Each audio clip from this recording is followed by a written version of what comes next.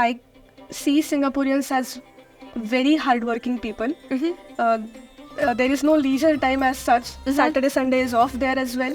But when they work really hard and they seek perfection into everything they do. Eating alone is something very weird or different, I would say. Not very common, at least, in India. Hello and welcome to 20 Minutes Abroad, the podcast where we talk about different cultures from different countries. My guest today is Isha. She is originally from India and has also lived in Singapore. My first question for you is, what is the biggest difference between your culture and the Austrian culture?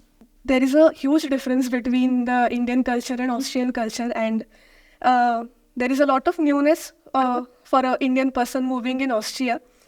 So few things if I can quote, like for example, I would say openness to adventurous activities is a lot here, I observe. So everybody is into hiking, swimming or skiing. That's not very common back in India.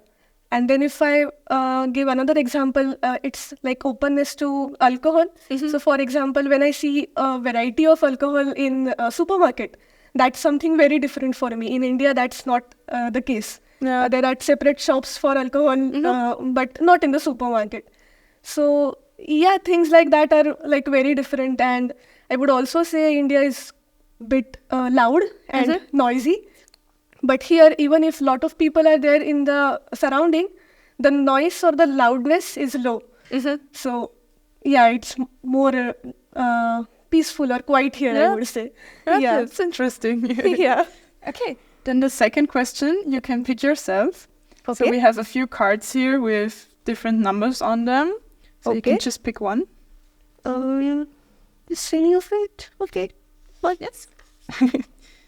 And what is the number? 4. It's 4. Number 4? Yeah. Okay. Then the question I have for you is, what was your funniest travel experience? Funniest? Oh, okay. In September or in October, we were traveling back from Schladming back to Graz. And it was a normal 2.5 year train ride. Yeah. But before Broek aan de Moor, something happened and our train stopped. And we were in a OBV train, so we didn't expect anything weird to happen because it's always on time and it's super good experience. But the train stopped and it was stopped at a random place for almost 3-4 hours. And we had no clue what's happening. And after almost 5 hours, we had to travel back to the last station, get out, and change 3 more stations.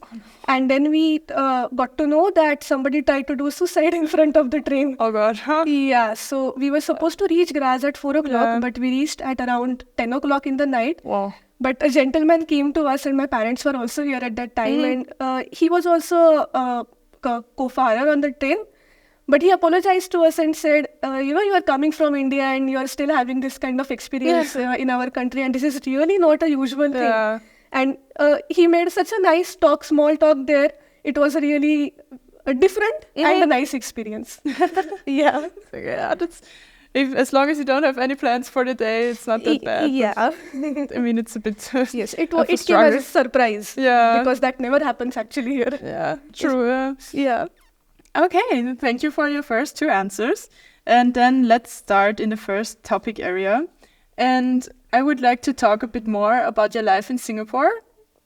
So how long have you lived there? So actually I didn't live here as such, but I traveled there for a long period of time back in 2019, almost for 1 year, I would say.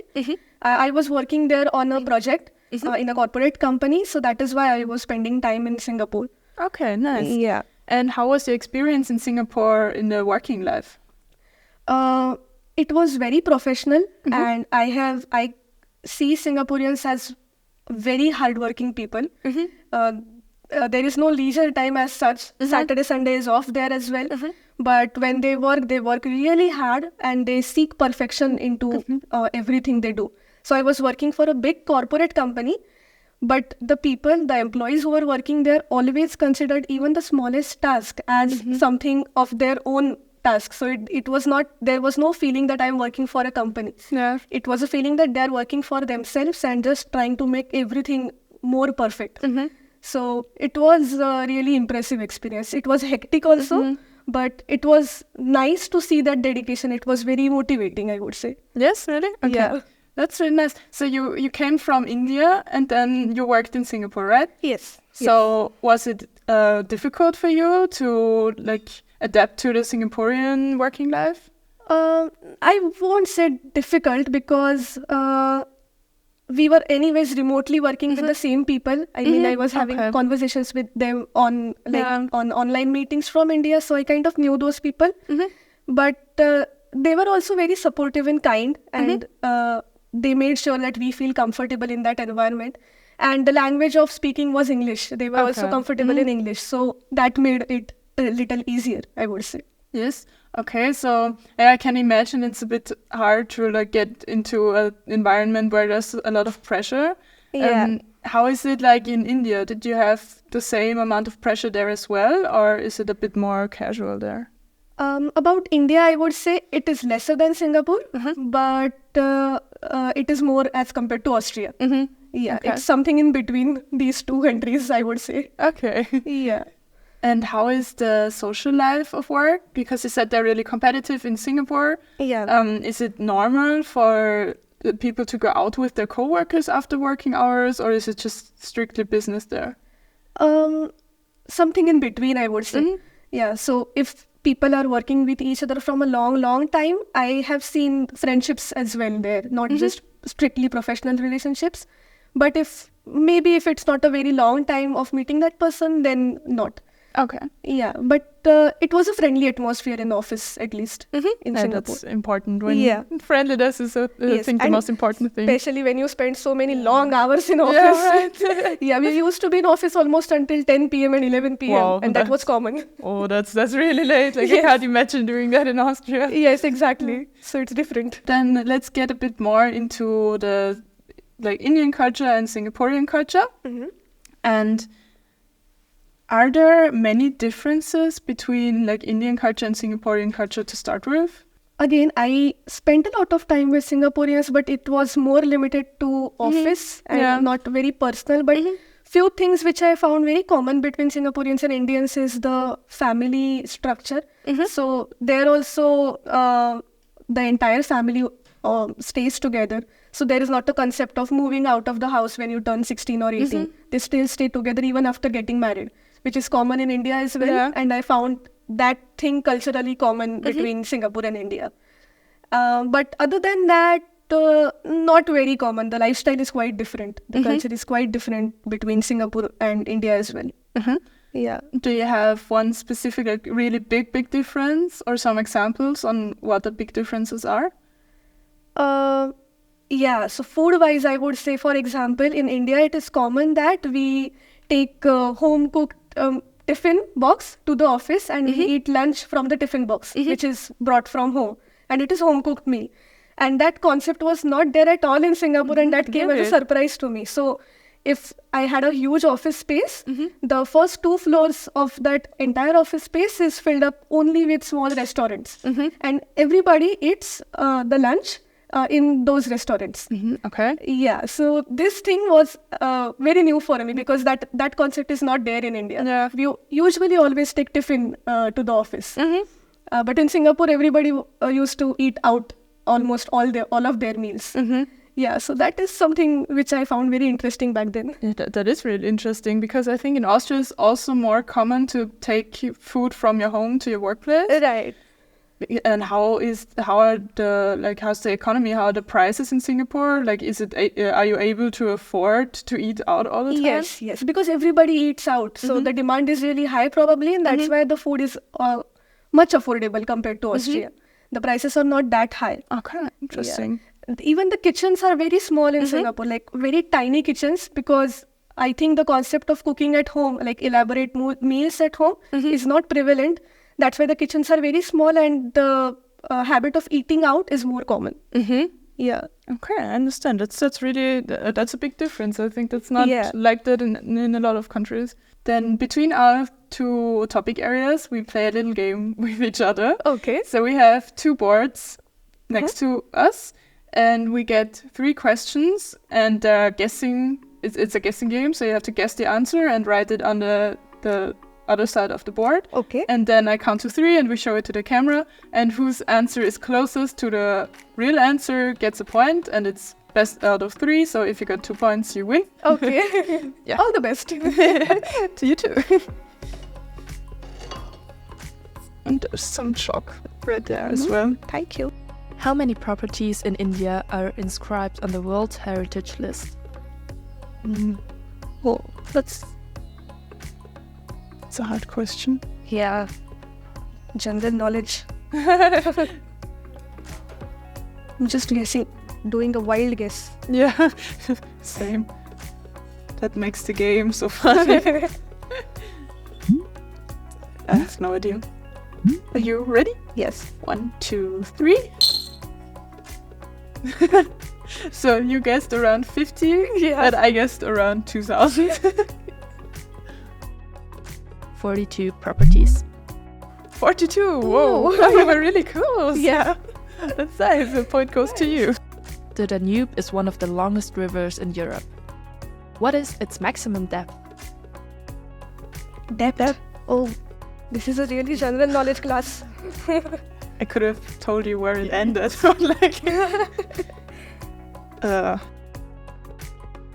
Whoa, that's... I don't know. No clue.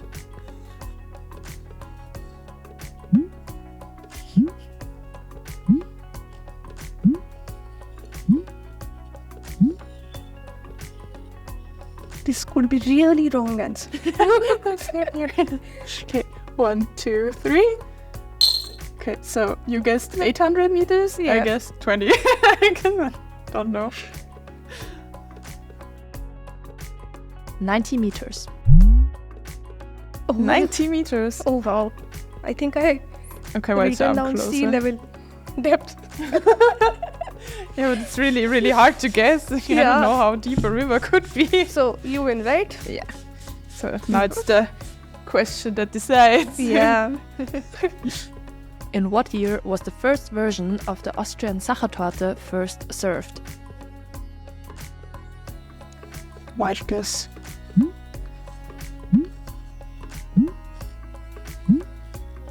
I have written this in a restaurant, but I have still forgotten. I've read this. Yeah. I don't really know. I'm just really hard guess.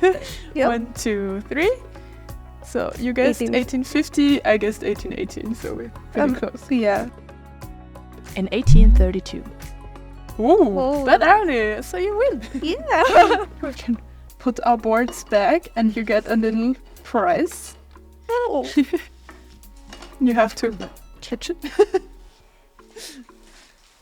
Ooh, thank you. So Awesome. lots of cool. Have you eaten them before? Yes, I love them. Yeah, that's really good. Yeah.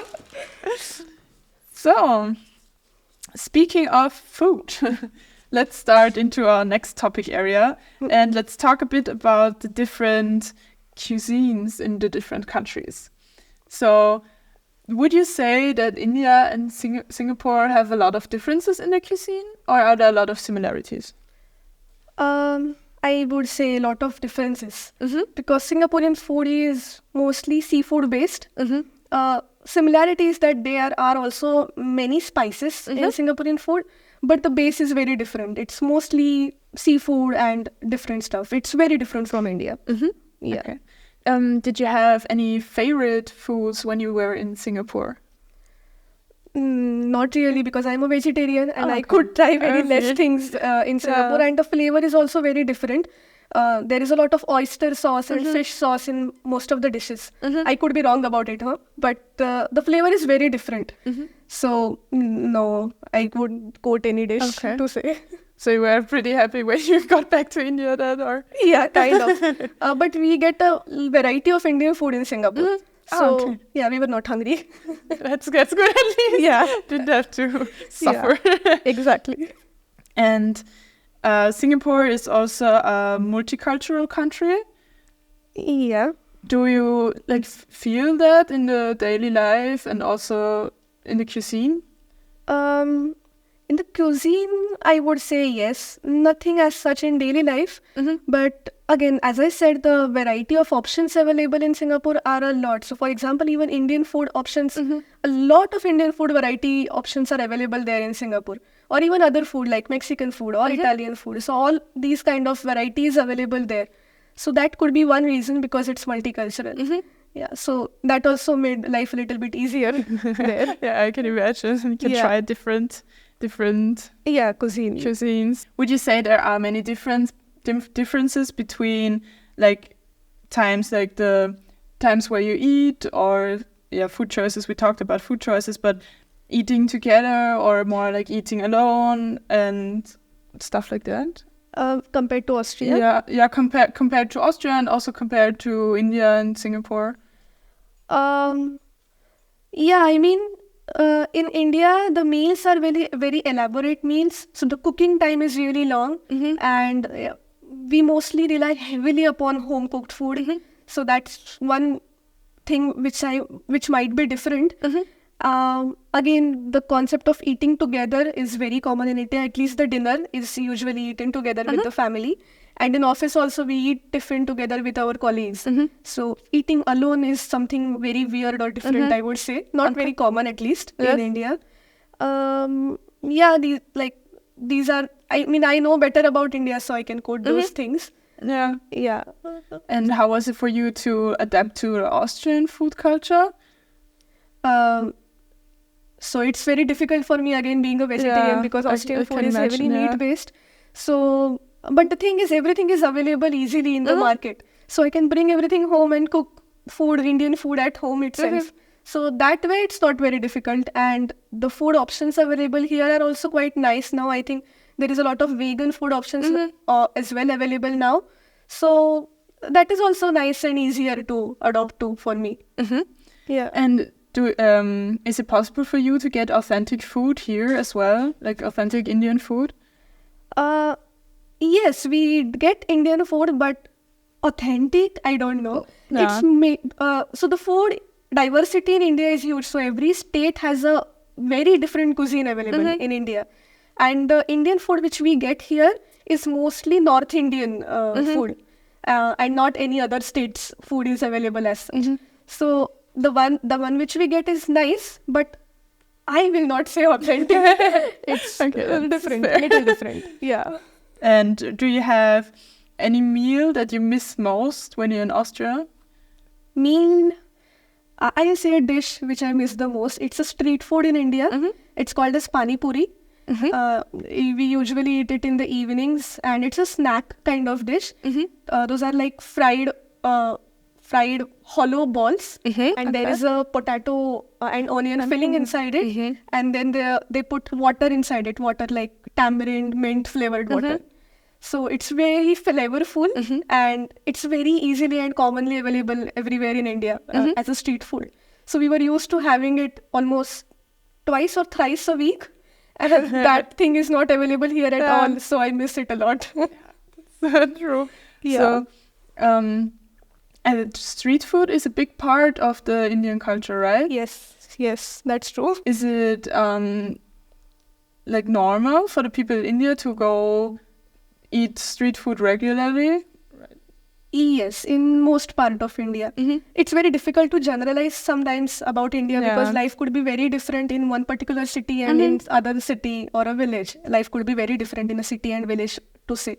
So it's difficult to generalize, but at least in cities it's very common.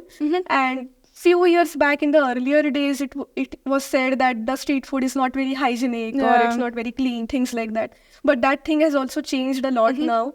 There is hygiene and cleanliness there. So now it has become even more common to enjoy street food in India. That's a part of daily life, I would say.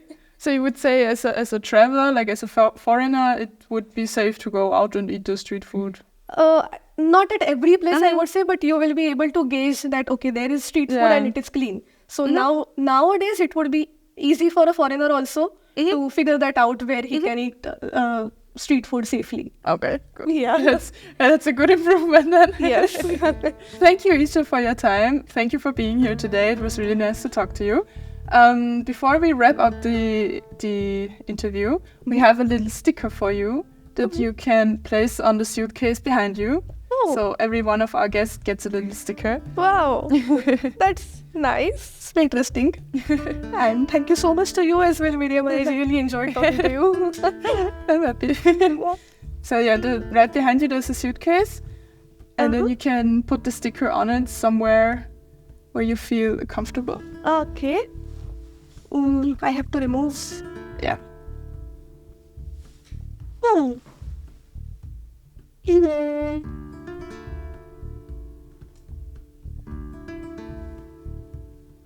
Thank you so much for being here today, and also thank you to our listeners. If you enjoyed the video, leave a like and a comment if you have something to say, and subscribe to our channel for more episodes like this. See you in our next video.